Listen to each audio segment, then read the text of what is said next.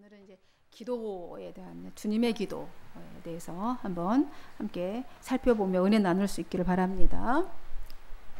주님은 이제 마가의 다락방에서 마지막 유월절 만찬을 마치시고 제자들을 향해서 이제 제자들이 명심해야 할 그런 고별사와 같은 말씀을 강조해서 애절하고 아주 안타까운 마음을 가지고 말씀하셨습니다. 그래서 다락방에서 나오셔서 감람산으로 가시는 이 길에 계속해서 말씀을 이어가고 계십니다. 이 말씀을 다락방 강화라고 합니다.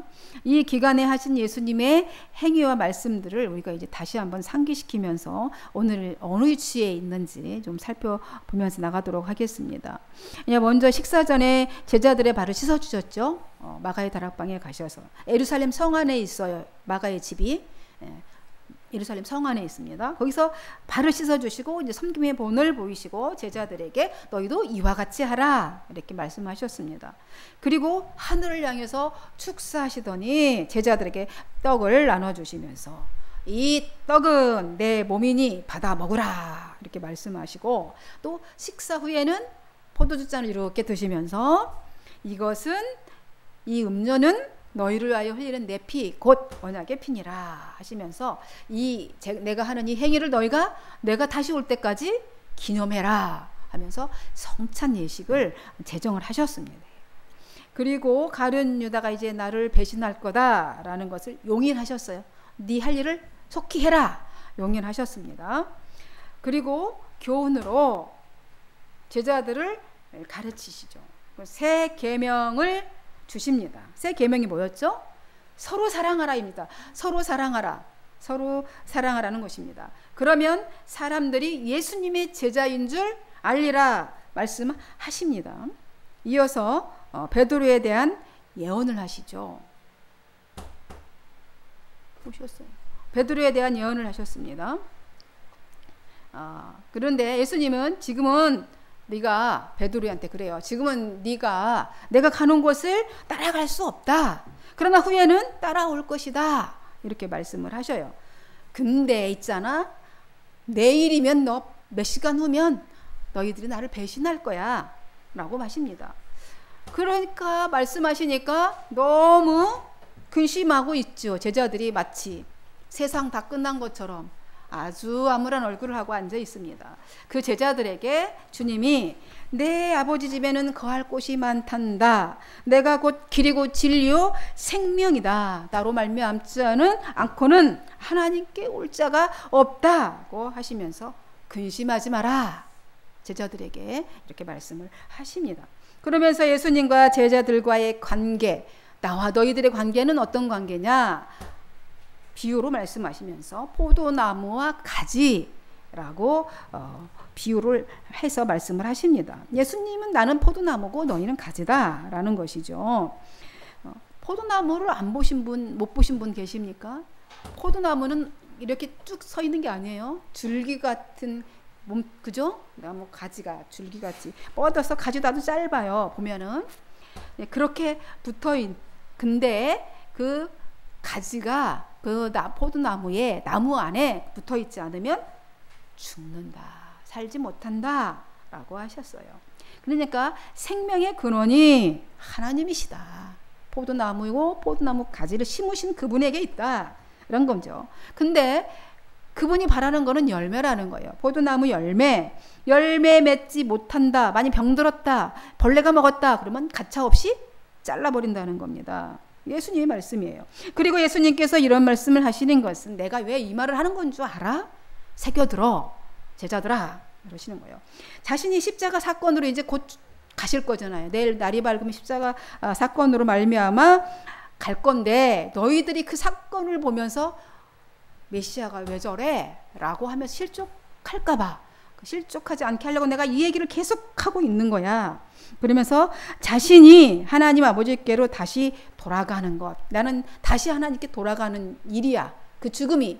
네, 그렇게 돌아가시는 것이 너희들에게 유익해 라고 말씀하십니다. 왜 유익했냐면 그래야 내가 성령을 너희에게 보내줄 수 있기 때문에 유익하다 라고 얘기를 하십니다. 근데 그러시면서 이제 성령이, 그럼 성령 들어봤어? 처음 들어봤지? 성령이 오셔서 하시는 일이 어떤 일이냐면 내가 알려줄게. 예수님께서 이렇게 말씀하시면서 성령이 오시면 세상에 있는 죄와 의와 심판에 대하여서 책망하시는 일을 하실 겁니다. 이렇게 말씀하시는 거예요. 성령이 무슨 장풍 날리는 거 아니죠. 성령님이 오셔서 뭘 한다고요? 죄와 의와 심판에 대해서 책망하십니다. 예수님이 말씀하시잖아요. 분명하게 성경 말씀에 기록되어 있습니다. 뿐만 아니라 예수님의 말씀을 생각나게 하시고 말씀을 깨닫게 하시고 믿게 하시는 일을 하시면서 하나님께 영광 돌리게 하시는 일을 성령이 하시게 됩니다. 그러므로 성령님이 오시면 예수님의 이름으로 너희가 무엇이든지 내 이름으로 뭐든지 다 구하라 이렇게 말씀하십니다. 그러면 하나님께서 다 이루어 주실 것이라. 왜냐하면 제자들이 지금 예수님을 사랑하고 있고 또 예수님이 하나님께로부터 오셨음을 믿었으므로 하나님이 친히 제자들을 이제 하나님께서 친히 제자들을 사랑하시기 때문이라는 것입니다. 그렇게 얘기하니까 그제야 이제 다이렉트로 비유로 말씀하시지 않으시고 다이렉트로 말씀하시니까 제자들이 알아들었어요. 그러면서 예수님, 이제 예수님께서 하나님께로부터 오셨음을 믿습니다. 이렇게 고백을 합니다. 그러자 이 고백을 들으신 예수님은 지금 너희가 나 믿는다고 고백했냐? 너희가 지금 나를 믿는다고 고백했지만 조금 후에 시간 후에 다 나를 버리고 너희들 다 도망갈 거야. 그러나 나 혼자 있는 것이 아니고 하나님과 함께 있는 것이다. 그래서 십자가는 반드시 승리할 것이다. 이렇게 말씀을 하십니다. 내가 왜 이 말하는 줄 알아? 또 이렇게 말씀하셔요. 이 말씀을 하시는 까닭은 또 이렇게 말씀하셔요. 이어서 아까는 너희가 실족하지 않게 하려는 것이다 그랬잖아요.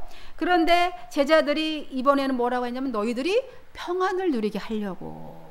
이유가 두 가지가 나온 거죠. 예수님께서 이 고별사를 다락방 강화를 지금 다락방에서 나와서 감람산까지 가는 도중에 이렇게 말씀을 많이 하시냐면 너희가 실족하지 않게 하기 위해서 너희가 내 안에서 평안을 누리게 하려고 내가 이렇게 하고 있다. 아주 예절하고 간절하게 지금 교육하시고 교훈하시고 가르치고 계시는 거, 훈련시키고 계시는 겁니다. 그러시면서 이 세상은 너희에게는 환난과 고통을 줄 거야. 고통을 줄 것이다. 그러나 담대하라. 왜냐하면 예수님께서 이 죄악된 세상을, 이 사망의 세상을 이기셨기 때문이다 라는 것입니다. 여러분, 예수님은 잡히시기 전날 밤에 그 어떤 때보다 마음을 지금 담았어요. 왜냐하면 지금 당신은 이 세상에서 삶이 끝나거든요. 그럼 남겨진 제자들에 대해서 얼마나 예절하고 간절하게 말씀을 하시겠습니까? 예절하고 간절하게 이제 마지막으로 이렇게 교훈하시고 훈련시키는 거예요. 그만큼 왜? 이제 너희들에게 제자들에게 남겨질 고난, 환난이 클 것이라는 겁니다. 클 것이라는 거예요. 그리고 이제 오늘 본문 17장이 이어지고 있습니다. 예수님이 자신과 제자들을 위하여서 이제 기도하고 계시는 내용이에요. 오늘 기도죠. 예수님의 기도입니다. 지금 예수님은 예루살렘 성 안에 있는 마가의 다락방에서 식사하시고 제자들과 함께 이제 감람산에 있는 겟세마네 동산으로 향하는 길입니다.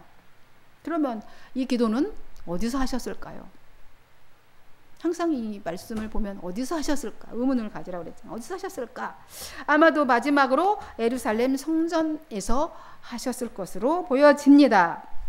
왜냐하면 예루살렘 성이 안에는 헤롯 궁전이 있고 성전이 있잖아요. 성전이 있고 이제 예루살렘 성 안에 마가의 집도 있었다고 그랬잖아요. 이제 마가의 집에서 어디로 가냐면 동쪽 아래쪽에 있어요. 감람산이. 동쪽에는 제사장들이 드나드는 길입니다.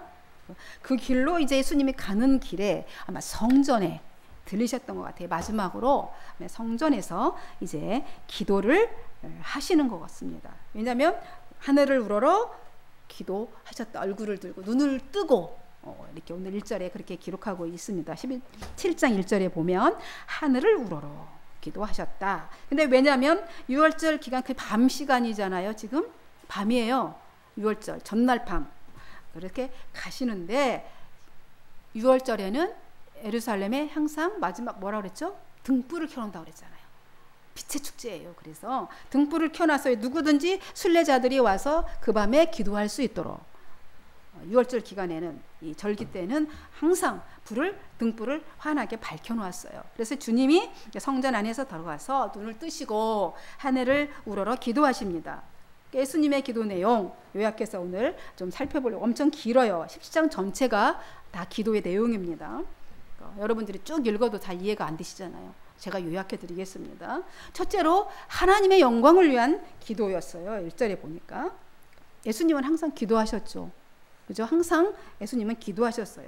제자들 택하실 때도 산에 가셔서 기도하셨고 또 오병이어의 기적을 일으키고 사람들이 예수님을 막 임금으로 세우려고 할 때도 무리를 떠나 이렇게 기도를 하셨습니다. 마태복음에 보면 이 외에도 이제 기도하는 장면들이 이제 성경에 여러 군데 나오는데 지금 주님은 이제 십자가를 두고 기도를 하시는 겁니다. 뭐를 위해서? 하나님의 영광을 위해서 기도하십니다. 이제 사람들이 보기에는 지금 이 십자가, 이 극한 고통의 치욕적 죽음이에요. 십자가의 죽음은. 십자가는 하나님께 가장 귀한 영광이 되고 자신에게도 영광이 되게 하여 주십시오 라고 이렇게 예수님이 지금 기도합니다. 하나님의 영광을 위해서 기도하고 있습니다. 여러분, 우리가 어떤 기도를 드려야 하나님이 기뻐하실까요? 이 대목에서 한번 생각해 보시기 바랍니다. 우리가 어떤 기도를 드려야 하나님이 기뻐하시고 영광이 드는 기도가 될까? 하나님의 뜻에 합당한 기도를 드리는 것이겠지요. 여러분, 기도하면 또 생각나죠. 예수님의 기도 외에 떠오르는 기도가 있습니다. 우리는 너무 잘 알아요. 안 믿는 사람들도 너무 잘 알잖아요. 그 유명한 기도, 프란체스코의 평화의 기도 다 알죠.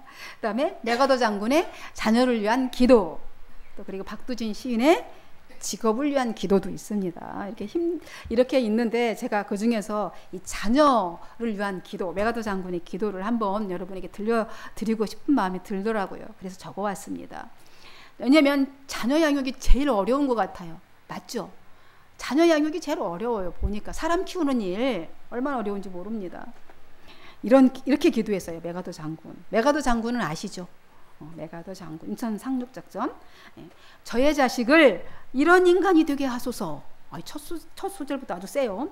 이런 인간이 되게 하옵소서. 약할 때 자기를 잘 분별할 수 있게 하소서. 이랬어요. 약할 때 자신을 잃지 않을 용기를 가지고 정직한 패배에 부끄러워하지 않고 태연하며 승리에 겸손하고 온유할 수 있는 사람이 되게 하소서. 그를 요행과 안락의 길로 인도하지 마시고, 인도하고가 아니고 인도하지 마시고, 곤란과 고통의 길에서 항거할 줄 알게 하시고, 폭풍우 속에서도 일어설 줄 알며 패한 자를 불쌍히 여길 줄 알게 하소서. 그의 마음을 깨끗이 하고 목표는 높게 하시고, 남을 다스리기 전에 자신을 다스리게 하시며 미래를 향하는 동시에 과거를 잊지 않게 하소서. 그 이후에 유머를 알게 하시어 인생을 엄숙히 살아가면서도 삶을 즐길 줄 아는 마음과 너무 드러내지 않고 겸손한 마음을 갖게 하소서. 그리고 참으로 위대한 것은 어디에 있다고? 소박한 데에 있다는 것과 참된 힘은 너그러움에 있다는 것을 항상 명심하도록 하소서. 그리하여 그의 아비인 저는 헛된 인생을 살지 않았노라고 나직히 속삭이게 하소서. 이게 메가더 장군의 기도예요. 여러분 찾아가지고 붙여놓으세요. 앞으로 아버지가 될 사람, 또 하나님 또 자녀 두신 분들, 너무 이 마음이 감동이 왔습니다. 메가더 장군의 자녀를 위한 기도예요. 어떠세요? 감동이 되십니까? 하물며 예수님의 기도는 진짜 얼마나 감동 감화가 있습니까? 그 깊이를 가늠할 수가 없어요. 우리는 예수님의 그 기도를 가늠할 수 없을 정도로 아주 감격스럽다는 생각이 듭니다. 첫 번째, 예수님은 하나님의 영광을 위해서 이렇게 기도를 하셨어요. 그리고 이제 두 번째는 주님의 기도는 십자가의 영광을 위한 기도였습니다. 하나님의 영광을 위해서 했고, 이제 두 번째는 십자가의 영광을 위한 기도예요. 쭉 이 내용을 보면 하나님의 아들이신 예수님께서 이 세상에 33년 동안 사신 목적, 그 목적은 뭡니까? 십자가에서 죽으시는 거예요. 이 땅에 오신 목적이 죽으시기 위해서 오신 거예요. 이제 십자가의 죽음을 앞둔 시점에 왔잖아요. 드디어 33년간의 상을 이제 마감할 시간이 왔어요. 주님은 이제 십자가의 죽으심이 하나님께 영광 돌리고 자신에게도 영광이 되게 해달라고 십자가를 위해서 기도하십니다. 그 깊이를 우리는 헤아릴 수조차도 없습니다. 이 죽음을 놓고 치욕스런 그 죽음, 알다시피 십자가형은 생각만 해도 막 몸서리 쳐지는 가장 고통스럽고 가장 치욕스런 죽음입니다. 우리나라도 가장 극악무도한 사람은 어떻게 합니까? 사형, 그죠? 가장 극악무도한 범죄자에게는 사형, 최고의 형인 사형을 내립니다. 그러니까 민간인은 교수형, 그죠? 군인은 총살형, 사형. 아시죠? 큰 고통 없이 순식간에 죽어요. 그죠? 교수형도 뭐 잠깐이면 죽잖아요. 안 죽어봐서 모르겠는데 죽어봤나요 혹시? 잠깐이면 가고, 뭐 총살형도 마찬가지죠. 심장을 쏘면 금방 가겠죠. 근데 우리 옛날 왕정시대에도 보면은 우리 참수형을 하잖아요. 참수형, 목을 쳐라. 그래서 참수형을 하고, 또 사약을 내려라. 그래서 그렇게 죽이기도 하고, 또 정말 왕이 정말 괘씸한 괘씸죄 플러스 괘씸죄가 되면 어떻게 했어요? 등지처참해라 이렇게 해서 그렇게 죽였단 말이죠. 모두 근데 그것도 짧게 끝났어요. 오래 안 갑니다. 근데 이 십자가형은 오래 가요. 심지어 며칠간 안 죽을 수도 있습니다. 십자가에 매달린 채로, 못 박힌 채로. 그 고통은 이루 말할 수 없겠죠. 예수님은 오전 9시에 못 박히고 오후 3시에 돌아가셨어요. 근데 로마 군인이 옆구리에 창을 찔러서 물과 피 다 쏟았다고, 너무 잘 아는 내용이죠. 왜 창으로 찔러 죽여서 확인을 했어요. 로마 군인이 이렇게 한 것은 왜요? 해가 지면 안식일이에요. 유대인의 안식일이 되면 유대인들은 이제 시체가 매달려 있으면 안식일을 더럽힌다, 부정하게 한다 그래가지고 항의를 해요. 그들에게. 그래서 빨리 죽게 해가지고 끌어내리는 거죠. 시체를 처리하는 겁니다. 그래서 십자가형을 당하게 되면 가족들은 집행관에게, 사형 집행관에게 빨리 죽여달라고 뇌물을 줍니다. 그 시대의 때의 그 풍속이에요. 뇌물을 써가지고 빨리 죽게 해달라고. 로마법에는 로마 시민권을 가지지 않는 사람, 로마만 십자가에 처형했죠. 로마 시민권을 가진 사람은 어떤 죄를 범했어도 절대로 십자가로 처형하지 않습니다. 이게 얼마나 이게 비인간적인 사형입니까? 그래서 똑같은 죄목이지만 우리 성경에 기록되어 있기를 로마 시민권을 가진 바울은 참수형을 당했습니다. 목을 쳐서 땡땡땡 이렇게 하면서 예수 했다잖아요. 그러니까 똑같은 죄를 졌어요. 그죠? 예수를 이단 사상을 전했다는 죄, 반역죄, 선동죄 해서 목을 쳐서 죽였는데, 근데 반면에 베드로는 어떻게 죽었죠? 너무 잘 알다시피 십자가에 매달려서, 거꾸로 매달려서 순교했습니다. 예수님은 이런 참혹한 이 십자가의 죽음을 하나님 아버지께 큰 영광을 돌려요. 영광을 돌리고 자신에게도 큰 영광이다 라고 이렇게 기도를 하십니다. 왜 영광이에요? 왜? 그게 왜 영광입니까? 이 세상에서 하셔야 할 예수님의 사명이 그것이기 때문에 영광이라는 거예요. 예수님은 우리의 사명은 죄 아래에 있는, 예수님의 사명은 죄 아래에 있는 온 인류가 죄를 씻고 구원받는 단 하나의 방법이, 죄 없는 인간이 인류의 죄를 대신 지고 죄에 대한 벌을 대신 받는 겁니다. 이것이 유일한 길이에요. 따라서 인류의 죄를 짊어지고 십자가에 죽는 것은 나의 사명의 완수다. 그래서 영광이 된다라는 겁니다. 그리고 두 번째, 예수님께서는 십자가를 지심으로 하나님이 누구신지를 만민에게 알리는 일을 되는 거예요. 그러니까 십자가를 통해서 하나님이 누구신지, 비록 인간이 마귀의 꾀에 넘어가서 죄를 범했지만, 그런 인간이지만 그 인간을 하나님이 얼마나 사랑하는지 보여주시기 때문에 하나님께 영광을 돌리게 된다는 것입니다. 이해가 되십니까? 세 번째로는 예수님께서 십자가에 죽으심으로써 온 세상 사람들에게 영생 얻게 하심으로 사람들에게도 영광이 된다는 것입니다. 영생은 영원히 사는 것을 말하는 게 아니에요. 우리 안 죽고 사는 것은 그거는 지옥이죠. 벌이에요. 저주입니다. 영원히 안 죽는 것을 말하는 게 아니고 영존하시는 영이신 하나님과 함께 사는 거예요. 죄인인 상태로 영원히 살아봐요. 이 세상은 너무 끔찍합니다. 그러니까 영존하시는 하나님과 함께 사는 것이 영생입니다. 그러면 영생은 어떻게 얻냐고요? 근데 3절에 말씀하십니다. 영생은, 이거 설명해줘. 영생이 뭐라고요? 같이 시작. 영생은 곧 유일하신 참 하나님과 그를 보내신 자 예수 그리스도를 아는 것입니다. 이것은 1000번 만번 읽어서 암송하고 또 암송하고 묵상하시기 바랍니다. 이거는 진리예요. 예수님이 말씀하셨습니다. 영생은 유일하신 참 하나님과 그의 보내신 자 예수 그리스도를 아는 것, 이게 영생이에요. 무슨 말인지 계속 곱씹고 묵상하셔서 깨달으시기 바랍니다. 아는 것은 단순히 지식적으로 아는 것이 아니에요. 믿을 때 인격적으로 아는 것입니다. 알아지는 거예요. 그래서 그리스도를 믿을 때 영생을 얻는 것입니다. 두 번째는 이렇게 십자가의 영광을 위해서, 첫 번째 하나님의 영광을 위해서, 세 번째는 이제 제자들의 영광을 위해서 기도하십니다. 제자들의 영광, 9절인데요. 내가 같이 읽을까요? 9절에 시작. 내가 저희를 위하여 비옵나니 내가 비옵는 것은 세상을 위함이 아니요 내게 주신 자들을 위함이니이다. 제자들을 위한 기도를 하십니다. 그럼 먼저 제자들의 영광을 위한 기도가 감사기도예요. 감사합니다. 세상에서 별로 내세울 것이 없는 보통 사람 12명, 그죠? 세상에서 내세울 게 없어요. 우리 내세울 게 없는 사람들이죠. 내세울 게 없는 보통 사람 12명을 주님 제자로 택하셨어요.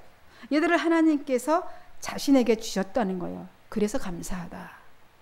그들을 내게 주셔서 감사하다. 저도 여러분을 이렇게 만나게 하시면서 너무 감사하고 저에게 보내주셔서 너무 감사합니다. 이는 갈릴리 어부 출신인 제자들이 하나님께 영광 돌리고 예수님의 십자가를 영광을 증거함으로, 이 제자들이 이제 증거할 거잖아요. 증거함으로 예수님의 제자라는 영광을 받게 될 것, 이제 받게 될 거예요. 우리도 예수님의 제자잖아요. 제자로서의 영광을 받게 되죠. 받고 있습니다. 그걸 믿고 기도하시는 겁니다. 아멘. 예수님이 아멘, 그렇지. 믿고 기도하는 거예요. 그리고 주님은 제자들에게 하나님 아버지의 이름을 나타내 것에 대해서 감사하시며 기도하셨습니다. 하나님의 이름, 교회가 할 일은 하나님의 이름이 거룩히 여김을 받으시옵소서. 이 기도할 때마다 찔리시잖아요. 과연 교회가 하나님의 이름을 높이 거룩히 여김 받게 하십니까? 여러분이 교회예요. 공동체도 교회지만. 두 번째로 주님은 제자들이 기쁨으로 살기를 원하시는 기도를 합니다. 이 제자들을 위한 기도 내용을 보면 13절에서 제자들이 예수님이 십자가까지도 기쁨을 받기를 원하셔요. 왜냐하면 스승이 십자가에 그렇게 참혹한 죽음을 받는데 슬퍼하고 낭망하고 절망하고 앉아있잖아요. 근데 기쁨으로 받기를 제자들이 받아주기를 원하고 계십니다. 주님은 십자가를 앞두고 기쁨이 본인이 충만하셨거든요. 아까도 제가 말씀드렸지만 내가 행복해야 남도 행복한 거예요. 그러니까 주님이 기쁘니까 너희도 기뻤으면 좋겠다. 이렇게 충만하셔서 기쁨으로 예수님 안에 있는 그 기쁨이 제자들에게 아주 충만했으면 이렇게 기도를 하십니다. 그리고 세 번째로는 이들이 진리로 거룩하게 해주십시오. 제자들이 좀 진리로 거룩했으면 좋겠다. 17절에 그렇게 말씀하시고 계십니다. 왜냐하면 하나님께서는 하나님의 속성을 지닌 거룩한 존재, 영적인 존재로 사람을 만드셨거든요.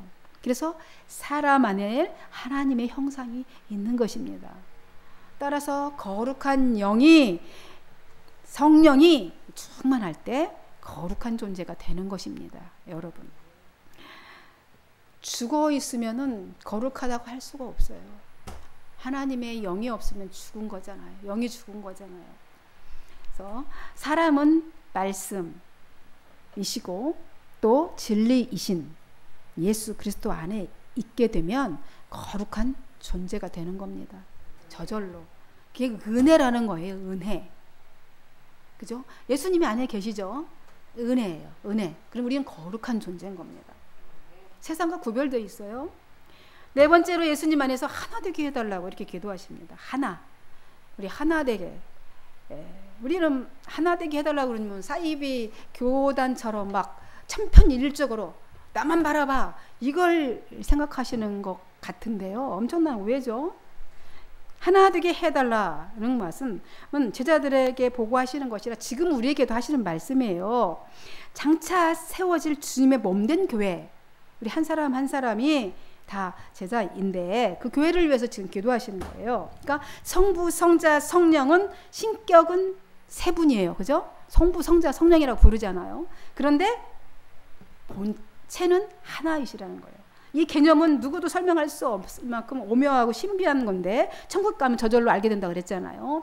이 삼위일체이신 하나님이 그렇게 본체가 하나인 것처럼 우리가 그런 것처럼 예수님이 그렇게 말씀하셔요. 우리가 그런 것처럼 너희도 제자들도 하나가 되게 해달라 이렇게 기도를 하시는 겁니다. 왜 하나가 되어야 하냐면 믿음 안에서 우리 각자는 다 달라요. 각자의 모습이 다 다르고 성향도 다르고 성격도 다르고 말투도 다르고 생긴 것도 다 다르잖아요. 그렇지만 믿음 안에서 그렇지만 사명 안에서 우리가 한 형제로 또 부름받았다는 거 공통점이 있잖아요. 한 형제로 부름받았다는 것에서 그리고 천국에서 영원히 영생하기 때문에 하나가 되라는 겁니다.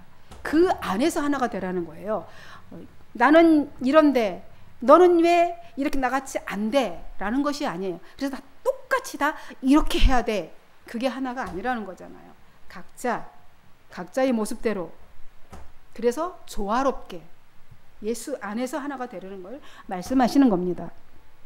그러면서 마지막으로 원하옵나니 그랬어요. 이렇게 원하옵나는 거 하나님께서 간구했고 원하옵나니 예수님의 간절한 것이죠. 간절한 소원이 있다는 거예요. 24절에 말씀하십니다. 예수님을 믿고 영접하는 자들 곧 예수님의 제자들도 어떻게 하라고? 예수님 계신 곳에 함께 있게 될래요. 예수님 계신 곳에. 그러니까 우리를 위해서 주님이 우리도 예수님이 지금 누리고 있는 그 자리 그곳에 함께 있게 해달라는 기도를 하십니다. 그러니 예수님이 이렇게 기도하고 있는데 우리가 딴 곳에 갈 수가 없는 거잖아요. 그러면 신이 아니시겠죠. 우린 거기 반드시 갈 겁니다. 아멘. 반드시 예수님과 함께 있을 거예요. 아멘. 그렇게 기도하시고 계시잖아요. 예수님이 믿는 자들을 예수님과 함께 하나님 나라에서 영원히 있게 하시고 예수님의 영광을 보게 해주시기를 간절히 주님이 기도하고 계십니다. 그걸 위해서 기도하고 계시는 거예요. 중보기도 하십니다. 이게 마지막 간절한 주님의 소원이셨습니다. 예수님의 기도는 크게 아까 하나님의 영광을 위해서 십자가의 영광을 위해서 제자들의 영광을 위해서 기도했습니다. 그런데 총 주제는 뭐냐면 예수님의 간절한 소망이 있다. 그 소망은 뭐라고요? 성도들과 함께 예수님이 있는 곳에서 함께 영광을 누리는 것입니다. 이것이 오늘 예수님의 기도의 총 주제라는 것입니다. 아멘. 하나님께 영광입니다. 성도 여러분, 그리스도와 함께 누리는 영광을 이제 우리 고대합시다.